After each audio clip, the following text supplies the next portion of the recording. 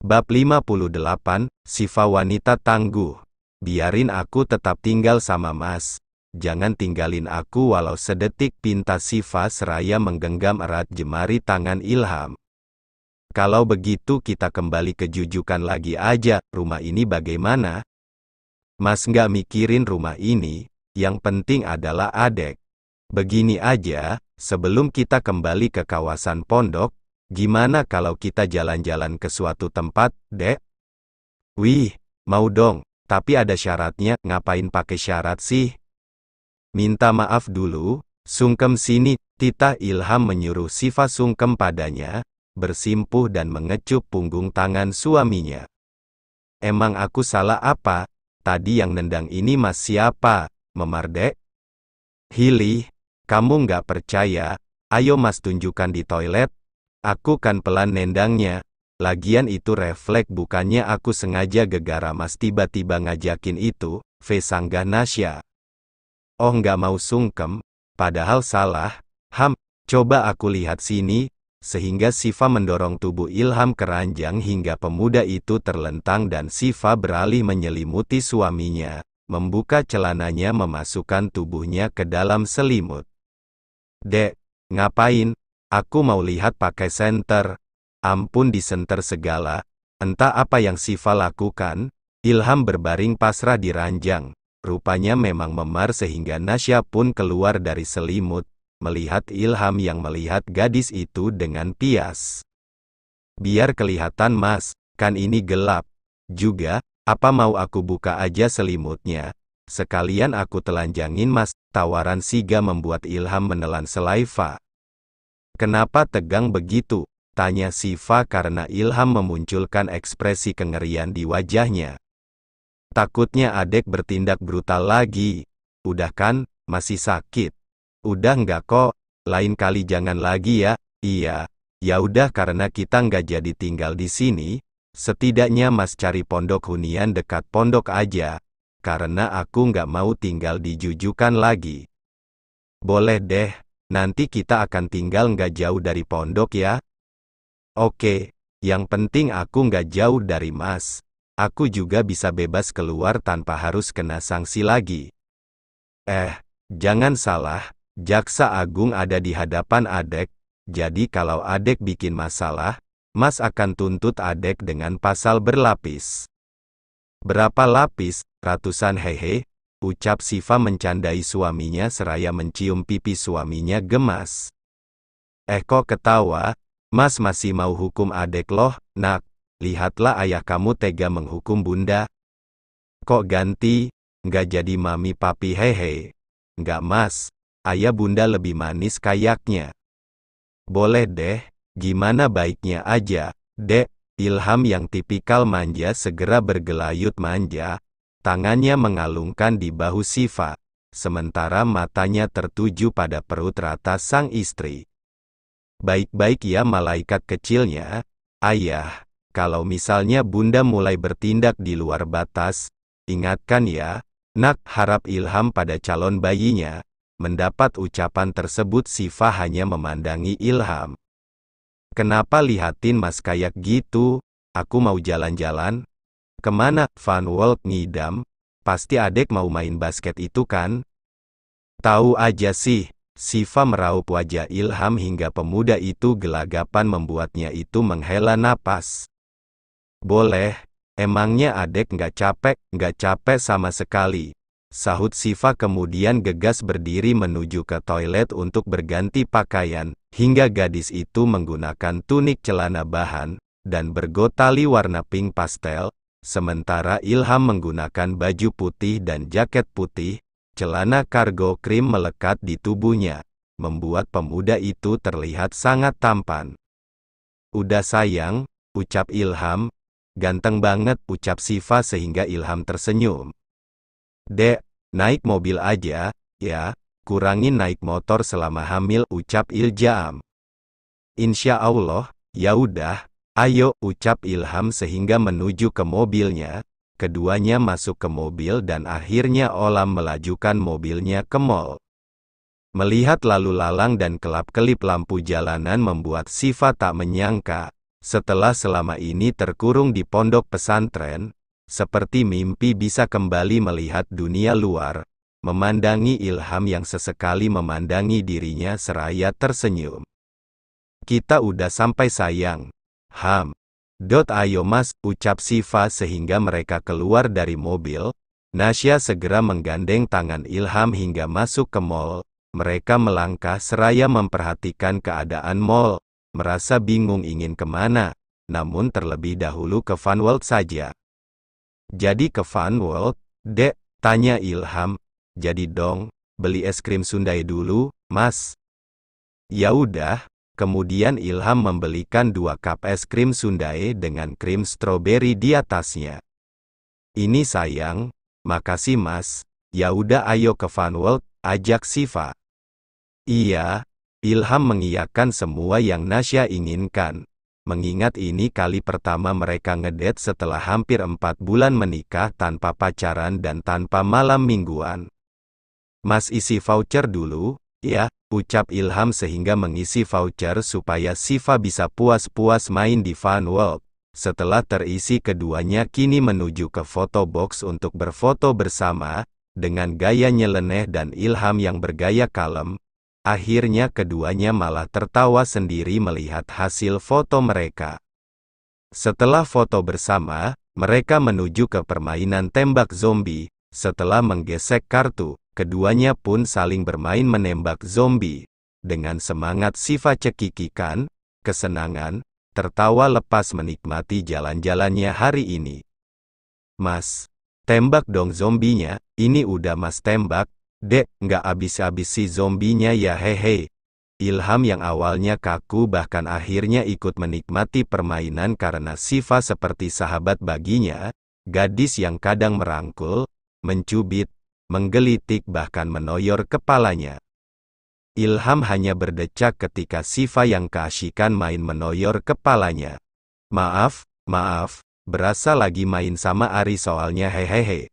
Usai main tembak zombie, Siva pun main game balap motor bersama Ilham. Sayangnya Ilham terus mengalami game over, padahal Siva selalu menang. Siva mengacungkan ibu jarinya ke bawah, menandakan kalau gadis itu berkata kalau Ilham cemen. Ilham kembali menghembuskan napas. Hari ini ia berkali-kali menghembuskan napasnya seperti kehabisan oksigen. Kemana lagi dek? Tawar Ilham. Ayo kita tanding basket, mas, ajak Siva sumringah. Boleh. Ilham pun menggesek kartu dan mereka mulai bertanding. Keduanya tertawa riang karena Siva protes. Sebagai pria ILHSM haruslah mengalah padanya. Mas jangan curang ya. Curang apa sih, ladies first? Maaf banget, ngapain juga mas harus mengalah? Sehingga Siva yang kesal hendak melempar basket ke tubuh Ilham. Ilham segera menunduk dengan tingkah tega istrinya. Iyalah, mas kalah, hahaha. Padahal perjanjiannya tadi nggak boleh curang. Tapi justru mas yang harus ngalah.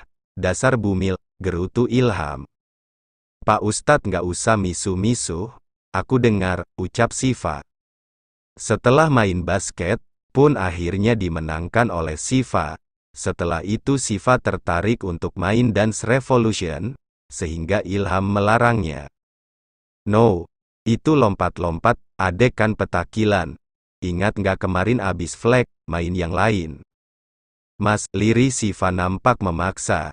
Bodoh amat, mau nangis guling-guling pun nggak akan mas izinkan. Ilham bersidekap tak peduli. Oke, kalau aku nggak boleh, mas aja yang main. Mas nggak mau, harus mau, nggak dek, mas. Haish, iya sinilah, akhirnya Ilham mengikuti keinginan gadisnya. Kaku sekali mainnya hingga Siva greget ingin memakan suaminya. Mas yang energi dong, lemes amat kayak nggak punya tulang, seloro Siva. Namun Ilham acuh, misuh-misuh akan tetapi meneruskan dans dengan santai kayak di pantai. Melihat suaminya demikian membuat Siva berasa ingin tidur. Setelah puas-puas main, karena waktu maghrib sudah tiba, mereka pun akhirnya menuju ke musola untuk sholat terlebih dahulu. Usai sholat, Mendadak perut keduanya berbunyi keroncongan. Adek lapar, oh, ya udah mau makan apa? Makan takoyaki aja mas, tuh standnya dekat Funworld. Ya udah adek tunggu sini, biar mas belikan ya. Iya sayang, aku pedas ya. Iya, tak lama Ilham pun membelikan Siva dan dirinya takoyaki. Sementara Siva tengah video call bersama Ari dan beberapa teman prianya. Ketika Rudy mendapat kabar soal kepulangan Siva, pemuda itu antusias karena rindu. "Fa, kamu kabur lagi ya?" tanya Ari. "Aku udah nggak nerusin, Ri, udah hamil." "Wih, kita mau dapat ponakan, Rat, Roy," ucap Aru sumringah.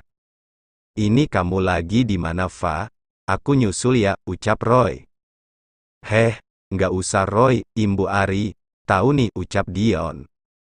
Ketika teman sefrekuensi anak laki semua, akhirnya Ilham pun datang. Siva mengajaknya untuk ikut mengobrol. "Dek, ini takoyakinya." "Iya mas, ini ngobrol sama temanku." "Masya Allah laki semua, teman cewek adek mana?" "Ada Pak Ustadz tapi dah pada kawin hahaha," sahut Ari. "Apa kabar Pak Ustadz?" sapa Rudy. "Baik, kalian gimana kabarnya?" tanya Ilham. "Kabar kami Jones ya, Roy," ajak Ari pada Roy yang sudah malas ikutan video call karena tak nyaman ada Ilham. Sahut Roy sekenanya. Roy langsung bad mood. "Fahahaha, hanya Ari yang ceria sendiri, makanya pada senang bergaul dengannya karena selain masih jomblo, pemuda itu juga tak mudah marah." "Sialan kamu, Ri," umpat Roy. Siva hanya tersenyum, melihat tingkah mereka tak lama mengakhiri sambungan telepon. Kemudian karena waktu sudah beranjak malam, mereka segera pulang lagi ke rumah. Ketika di mobil, Sif sangat manja pada suaminya, menyadarkan kepalanya di lengan sang suami. Namun ketika mereka melipir untuk membeli minuman, di sebuah gang dekat minimarket, nampak seseorang sedang dibuli oleh temannya. Rupanya itu adalah teman sekelasnya dulu. "Buset dah, dari dulu sampai sekarang, tuh anak dibuli mulu."